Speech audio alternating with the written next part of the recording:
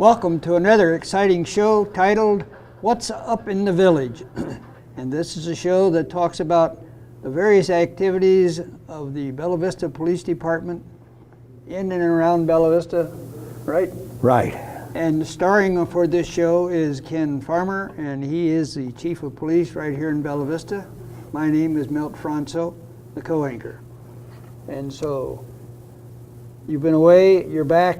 We're glad to see you again. All right, thanks. And as usual, we have a ton of questions that people have asked, and All right. so I thought I'd share some of those with you. And I know you have a couple of things you want to talk about too. Right. Specifically.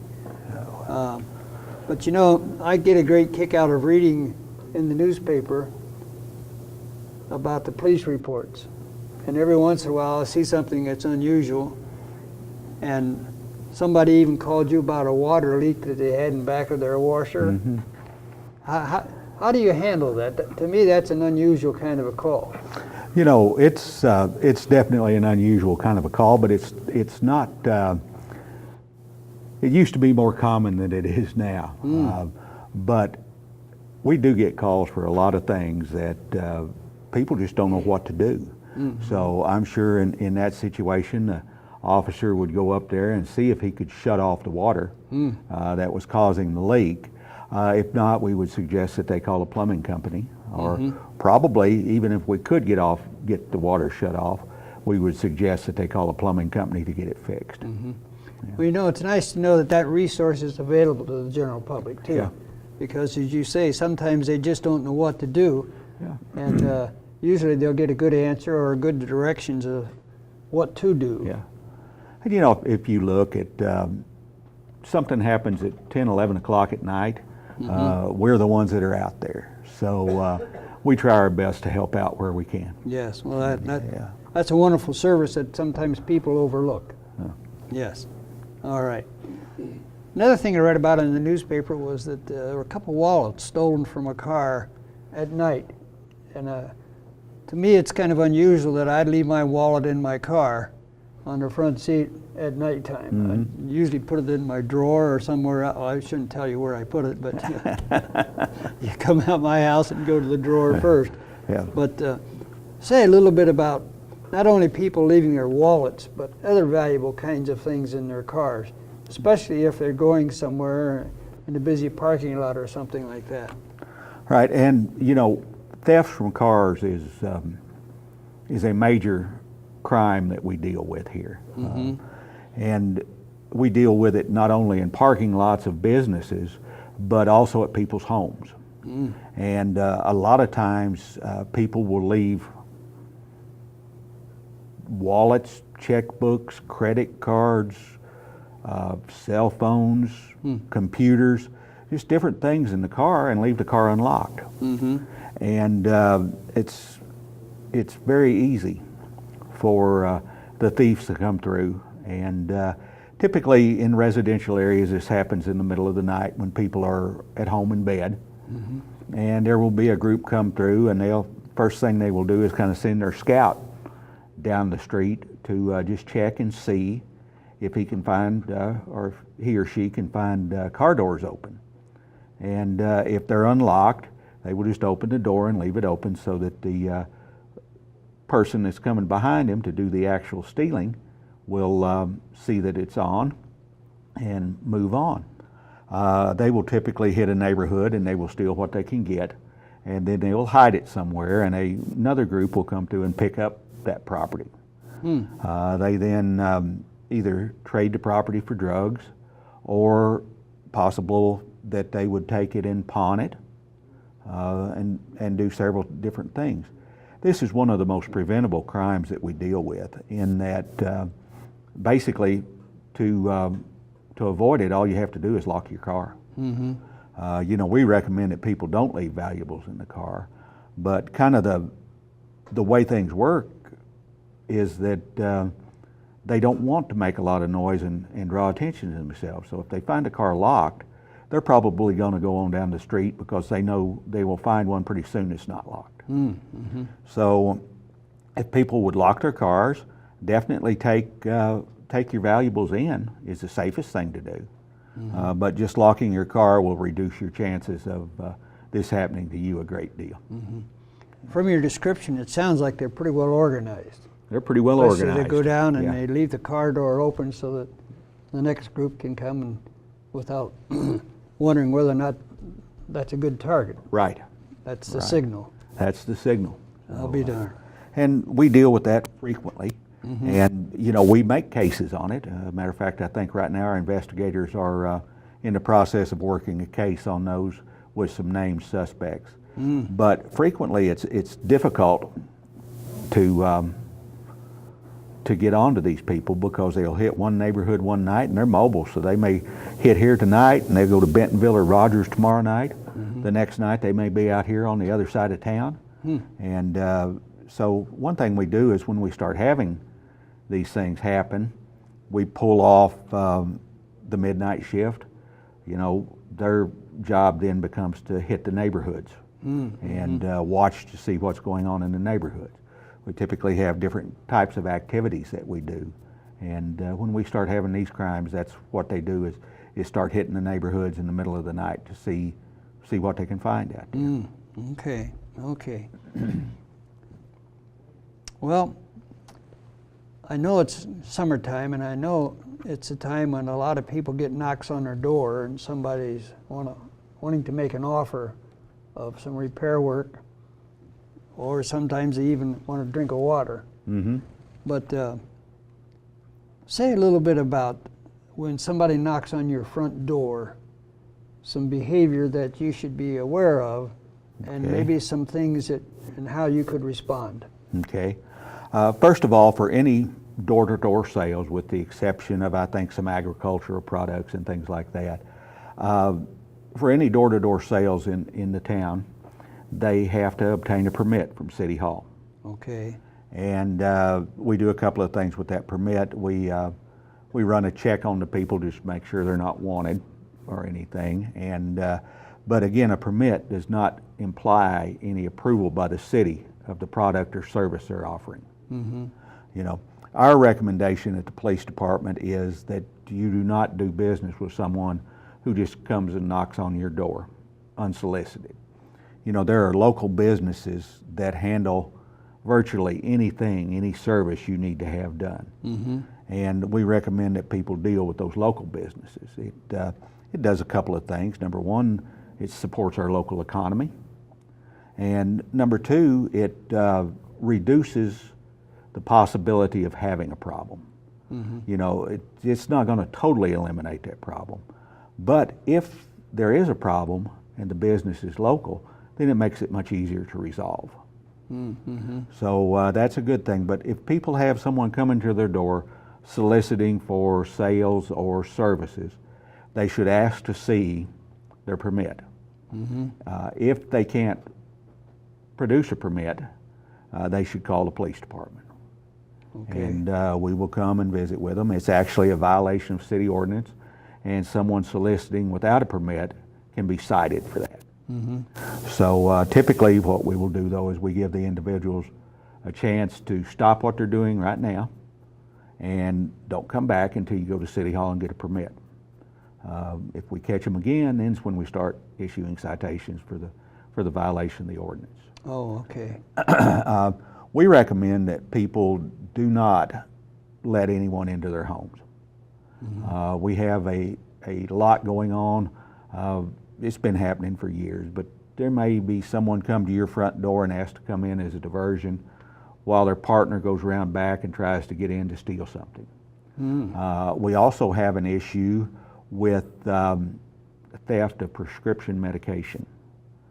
Particularly prescription painkillers are frequently abused, and those things are difficult to get. They're difficult to get and keep prescriptions for. So people often turn to different routes to get those drugs. The drugs are inexpensive coming from the pharmacy to you, but someone who has a supply of those drugs can make big money on the illicit market with those drugs. Plus the fact that they're abused. So there are several things. It prevents theft. It prevents your prescriptions from being pilfered. Just it's just best if you don't let anyone in your home that you don't know. Good advice. Good advice. Recently, I read an article in the paper that was written by the chaplain Yeah. for the police department. And I think he did a good job of kind of explaining the Cameo, the canine dog Right. that you have. Yeah. And I think one of the things that kind of jumped out at me was the fact that when you're exhibiting or when there are other people around, one of the first things you like to do when a dog is around somewhere is that you like to bend over and pet it. Mm-hmm. And one of the things that he mentioned in that article was that you should try to avoid doing that. Right. Okay? And say a little bit about that. All right. Camo is our canine, and he's been on the street for us for about 4 years. The useful life of a dog is 5 to 7 years. So it won't be too long before Camo looks at retirement. Okay. But Camo has definitely been an asset to the police department. He has several good finds of drugs. He also has some apprehensions of people who have fled on foot. Camo is a very social dog, and he likes people when he's not working. But you should always keep in mind that he is a working dog, and one of the things he is trained to do, well, it doesn't require any training. It's just the dog's nature. He's going to protect his handler. So if you will do anything to interrupt his contact with his handler, or do anything that he would perceive to be a threat to his handler, he could react in a bad way. So definitely, if you are at a demonstration or you happen to be around actually when Camo is working, definitely just stay still, don't make any sudden movements. And if the handler wants to tell him that it's okay to come see you, then he will do that. But we need to let the handler and Camo make the moves, not the individuals. I know we had an incident where we had a pursuit, and when we terminated the pursuit, or when the pursuit terminated on the golf cars because of blockage of the cart path, the individual got out and ran. And we deployed Camo, JD deployed Camo, and there was a couple on that tee box. As a matter of fact, the lady was standing right beside the cart path. And JD did a remote deployment of Camo, and Camo took off, never looked at the lady, ran right past her to the guy he was supposed to get. So Camo is a experienced canine, and but by the same token, she did the right thing by just staying still and not doing anything to draw attention to herself from the dog. Well, now, how would Camo know the difference? He saw that his handler was engaged with someone else. Okay. And so that is what Camo would key on his handler and go toward him and find out what the threat was or what the problem was. Now, you mentioned that Camo's going to go into retirement. What happens to a dog who's had that kind of training and all of a sudden is no longer needed for that purpose? Yeah. What will happen is that he has been a part of JD's family since he was 18 months old. We got him when he was a very young dog. So what will happen is that the city council will declare that he is no longer useful for work, and he will be given to his handler.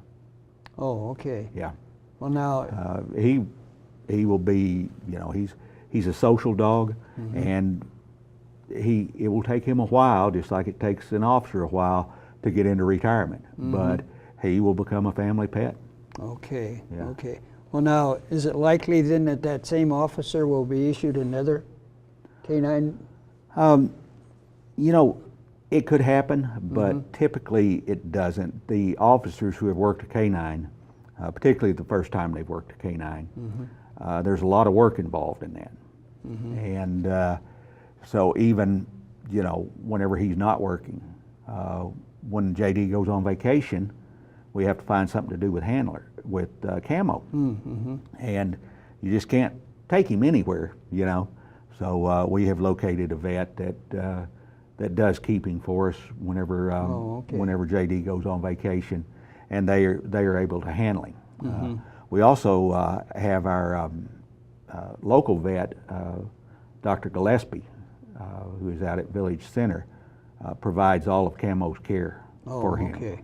Okay. But they don't have the facilities to handle him when JD's gone. But, So usually then when canine and the handler and the dog retires, then the handler doesn't get another the dog. handler will typically take a break. Take a break. He may come back in later on and get another canine, but he will usually take a break from that. Okay. Okay.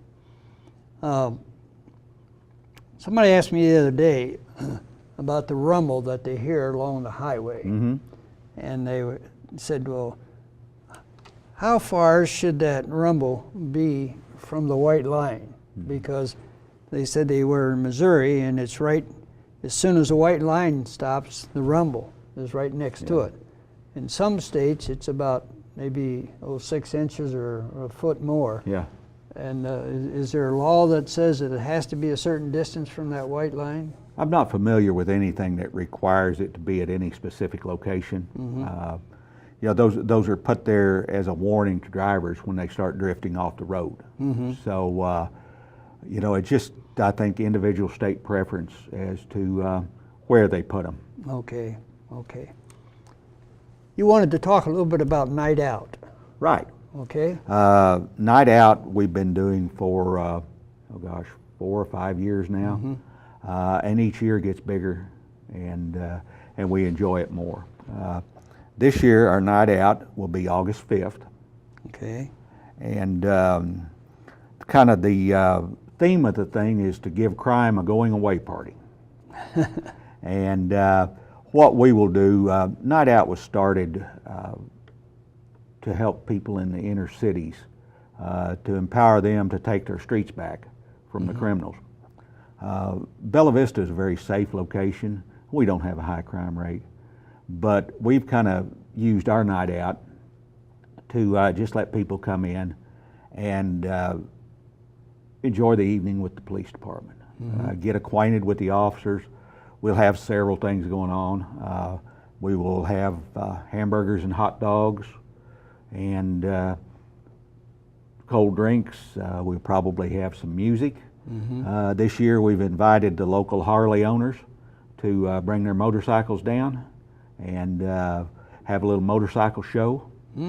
So we'll have a lot of things going on, and we really like to see families come out to this, and we're attracting a lot more families. You know, Bella Vista has a lot more families than we used to. Yes. And we really enjoy seeing them come out, and the kids have a good time. They'll be crawling through those police cars and blowing the siren, turning on the blue lights, and we'll have Camo there, I imagine, doing some demonstrations and just a lot of different things to let the people know what the police department does and how we want to help them. Oh, that's excellent. Yeah. That's excellent. I think it would be a great way for kids to get better acquainted with the police officer and know that he's not just there to stop criminals, but he's there for other kinds of assistance. It is, and again, that's going to be August 5th. Okay. And it will be from 5 to 8 p.m. at the Kingsdale Pavilion down by Reardon Hall. We've reserved that pavilion so that we will have that in the parking lot there to set up our displays and all in. All right, and there's no charge for that. No charge for that, and we'll try to get everybody a hamburger or a hot dog. Okay. Last year we ran out of food, so this year I'm going to buy more. Because we anticipate every year it gets bigger. Okay. So we really enjoy it. All right, now in the near future you're also going to have a public safety day. Say a little bit about that. You know, on Public Safety Day this year will be September 20th. And it will be from 10 a.m. to 2 p.m. out at the Craft Festival grounds out on Highway 279. And it will be in conjunction with the Bella Vista Hay Days celebration. And there will be things going on Friday afternoon, all day Saturday into Saturday night. Okay. So we for Public Safety Day, we will have displays of the fire department equipment, police department equipment. We'll have some information on different programs like Smart 911. We should have children's fingerprinting, just a lot of things. We're going to invite the local ham radio operators to come again.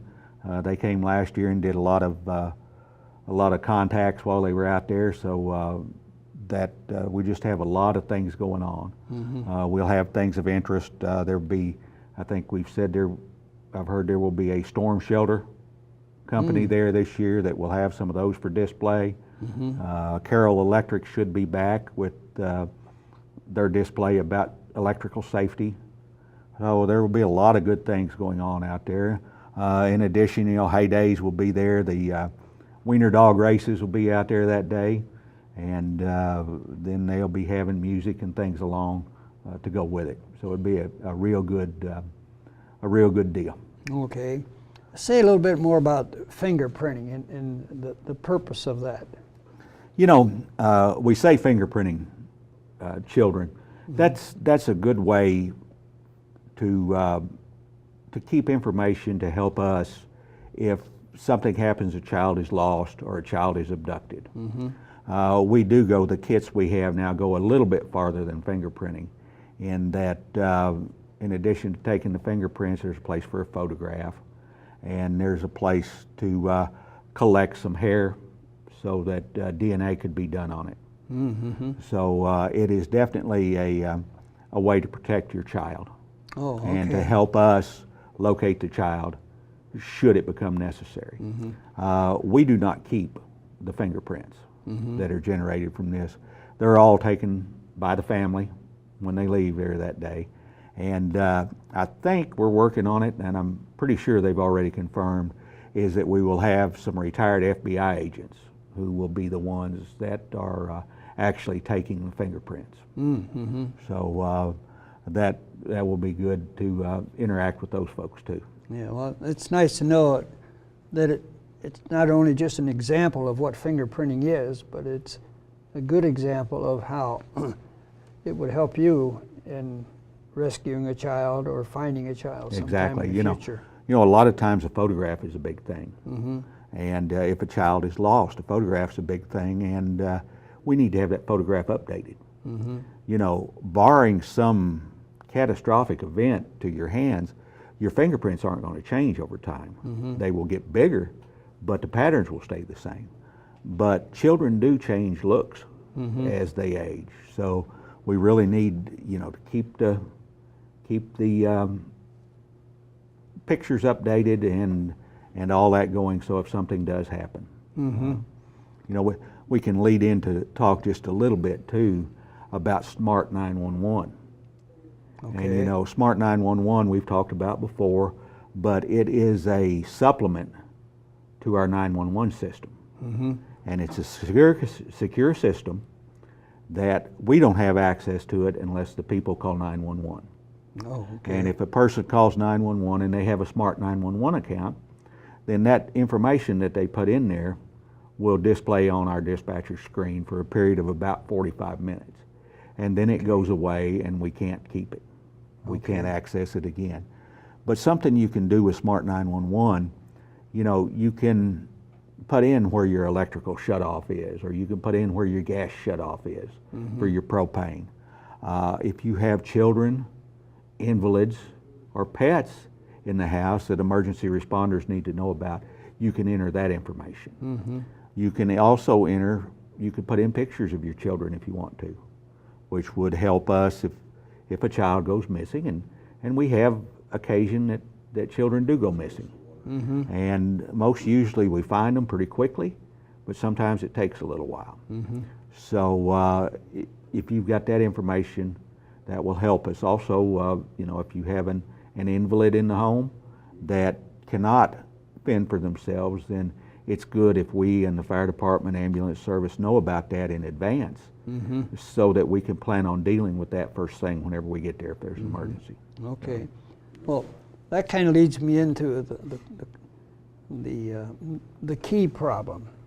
And I know you have a service that is offered through the police department, where you people have access to a key to my house, especially if there's an invalid in that house, or somebody does fall and needs help, but they've got the doors locked. Say a little bit about that. That program you're talking about is actually a program of the fire department, but you know we keep some information on it. But they call it a lockbox program, and it's very similar to a program that commercial businesses have been using for several years called a Knoxbox. And what it is that it's just a small box that mounts on the outside of your house. It's a very secure metal box, and it has room in it for a key and maybe just a small sheet of information about you and your house. But people can purchase those boxes for, if you can install it yourself, they're $20. If you have to have someone install it for you, I think it's about $60, somewhere around the $60 range.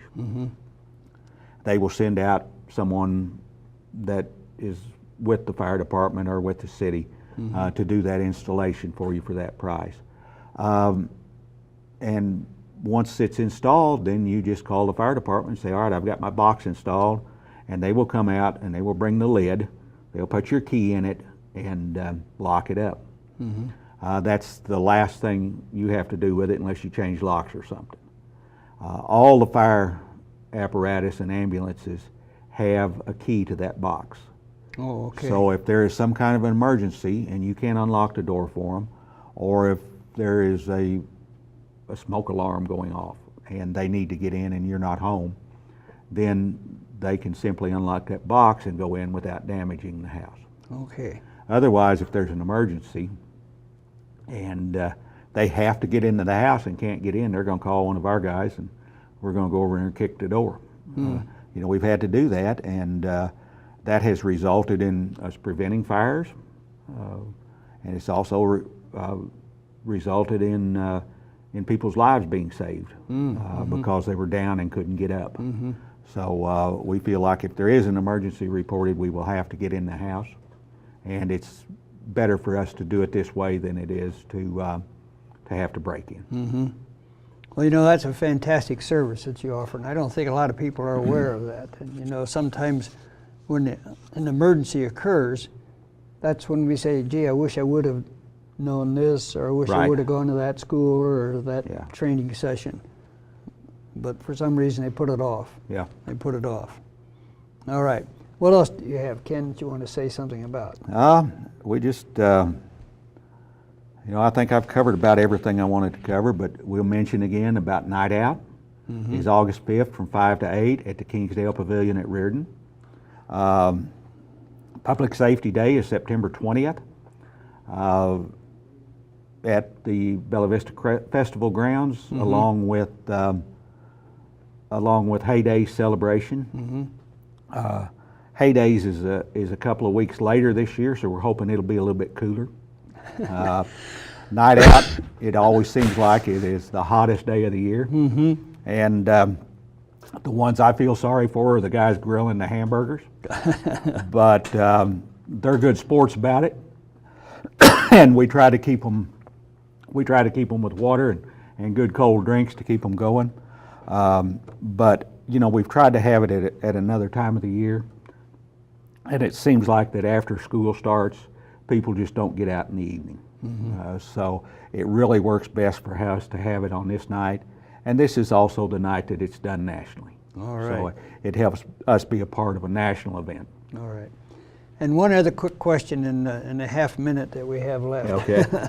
Is it the police department's responsibility, or is there a governmental agency that's responsible for creating shelters in Bella Vista for emergencies?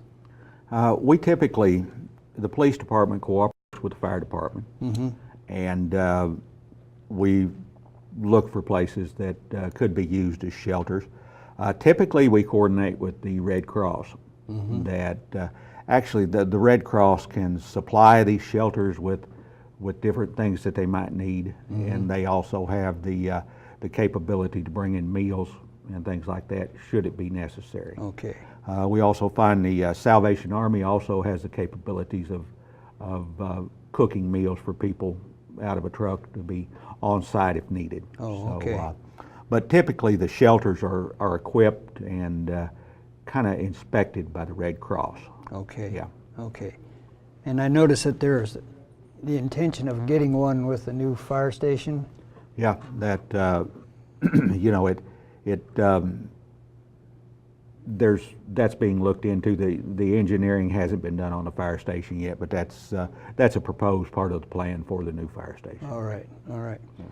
Well, Ken, we've run out of time, and I want to thank you for being here today again. And do you have one last encouraging word for the viewers? Lock your cars, take your property in. All right. That's the best way to avoid being a victim of theft from your car. And when the blue light's in back of you and it's flashing, pull over. Pull over. That's Yes. the best thing to do. All right. Yeah. Well, we want to thank you folks for tuning us in today. And then if you have any questions at all that you'd like to have us ask the police chief, he's on once a month, give us a call here at the TV station at 855-4040 and leave your question on the answering service, and I'll be sure to include it in next month's program. Thank you very much for tuning us in today.